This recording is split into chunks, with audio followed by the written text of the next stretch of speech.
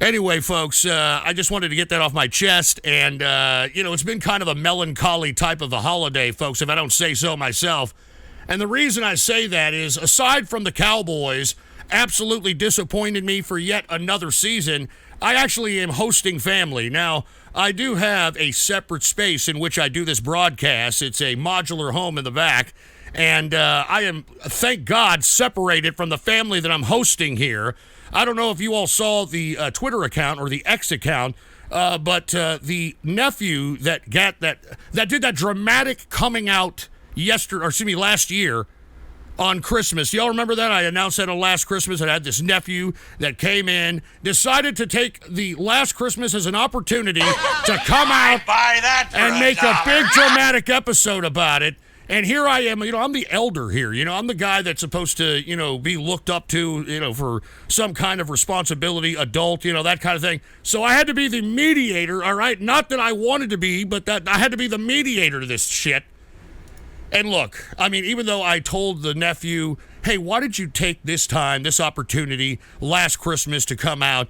And, you know how these young people are. I just want everybody to be proud of me and know that I'm LGBTQ and I'm homosexual and all this other shit. And the parents wanted to, last year, disown him.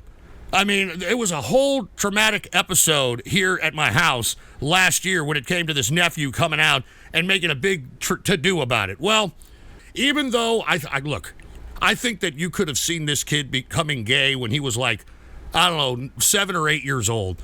All right, he was a very flamboyant, very effeminate kid. It did not surprise me that this nephew came out and said what he said. Anyway, last year, the parents wanted to disown him.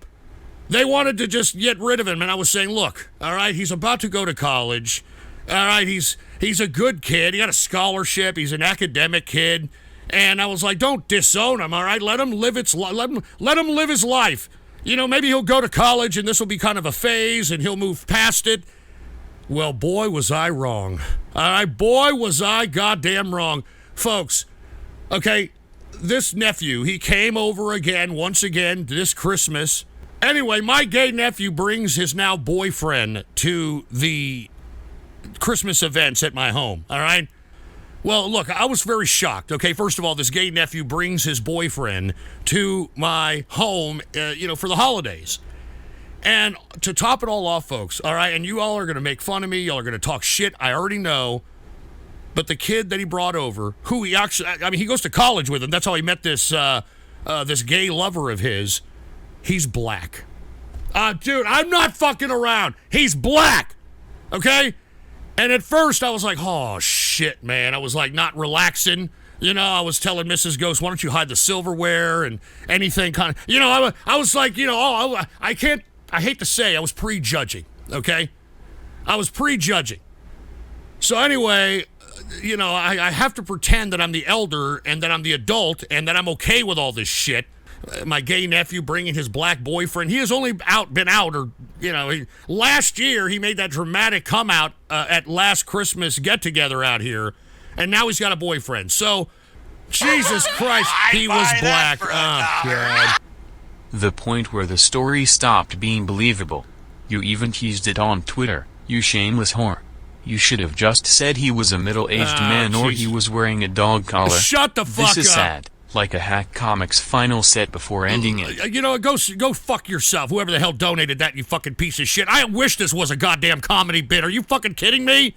This has been a very melancholy Christmas for me, in which I've had to accept a lot of shit that I would have never accepted prior to this fucking year. Thanks, Biden.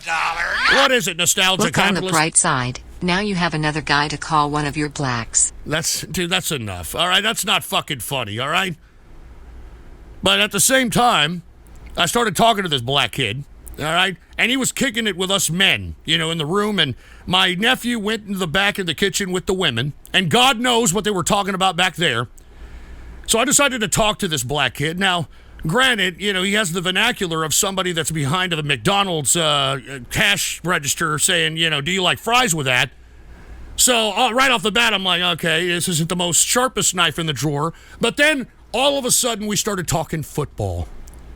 And that was like the equalizer.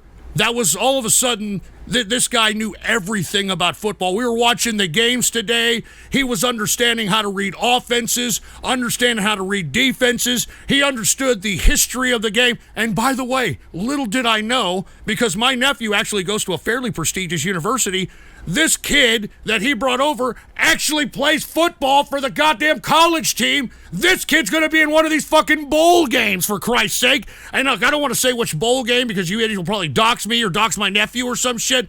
He's going to be a part of like some bowl game out here, and I couldn't believe it. I couldn't believe it. And all of a sudden I started thinking to myself, wow, look at my gay nephew go. Look at my gay nephew go. This guy's going to be in a bowl game. He's with a football player. Has your grandson ever been with another man? I hope Smile. not. I hope not, trans Boney, all right? Anyway, I couldn't believe it, right? I'm talking to this fucking black kid, and he knows football. I mean, I almost understand why people want to have a black son now.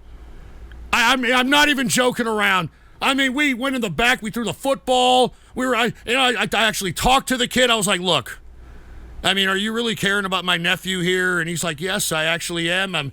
He talked about how he didn't really have a family. He was grew up with his granny. He got a full scholarship to the university for football. All right. He told me that actually, Mr. Ghost, this is my first white Christmas.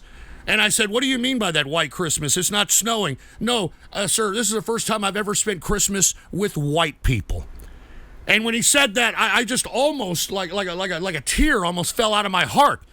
Anyway, I couldn't believe how, unfortunately, because I judged this young man of being not only gay and black, I would have, Jesus Christ. I'd buy that for $1. So does that mean that your nephew is a bottom? I don't want to know, all right? But I probably assume yes, all right? I don't even want to ask about that, all right? Ty Ghost for the memories, except the gay nephew. He should have a nice trip to gay conversion therapy. Merry Christmas. Look, I agree. I wasn't all for this shit. This goddamn little fruity ass made a dramatic episode of him coming out over here last Christmas at my home. This year he brings a boyfriend, black. I'm like, holy shit, what the hell's going on here? And then I talked to the kid. He knows football. I'd buy that for $1. Oh, Jesus. Next, you're gonna take your nephew's boyfriend like you took Mrs. Ghost from your own father. All right, that's enough you of horny this little crap. bastard, little bastard, don't little call bastard, me a little little bastard bastard, during little Christmas, you bastard, little fucking piece of bastard, little shit. bastard, little Skip bastard, that little. shit. Look, I'm trying to be very candid with you on Christmas here, and I don't appreciate how you people are coming at me, all right? Even though this is kind of meme magic, it is a heartwarming story. Also get to Twitter shoutouts and It's donuts. a heartwarming story. I'm glad you think that because, I mean, I don't know. I mean, this doesn't change my views on gays or the urban demographic, but it's good to see something that surprises you. You know what I mean? It's good to see something that surprises you. You know, this black kid, I'm telling you, he's a starting for some prestigious university that my nephew goes to.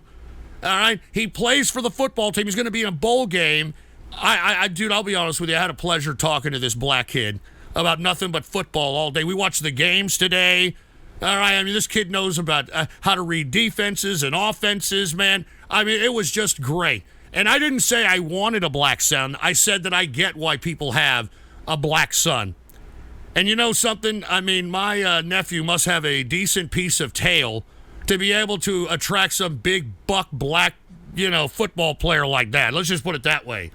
And I asked him, dude, this black kid, hey, look, are you just using my nephew or, he's not just one of your holes, is it? I mean, is this something that is going to be meaningful? And he's absolutely 100% said, well, sir, that's why I came here to visit him for Christmas.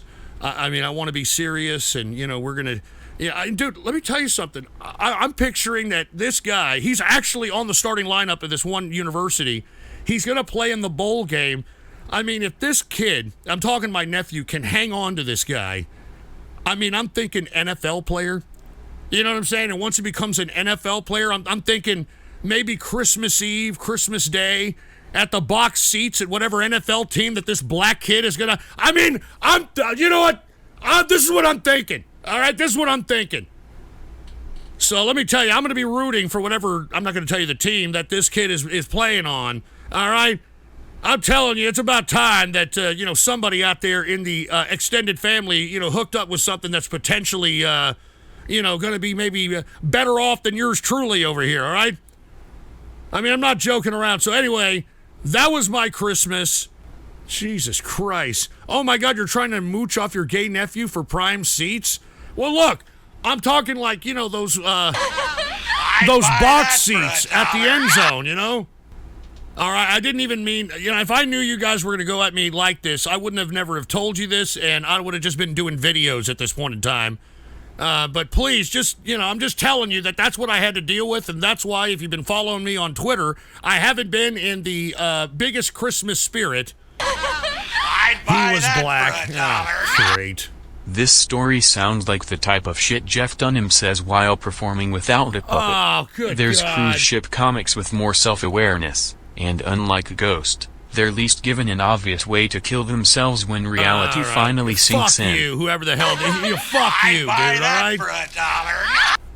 Ghost, it sounds like you tried to pimp out your I nephew. know! Bullshit! He found that black dude over there at his university, all right?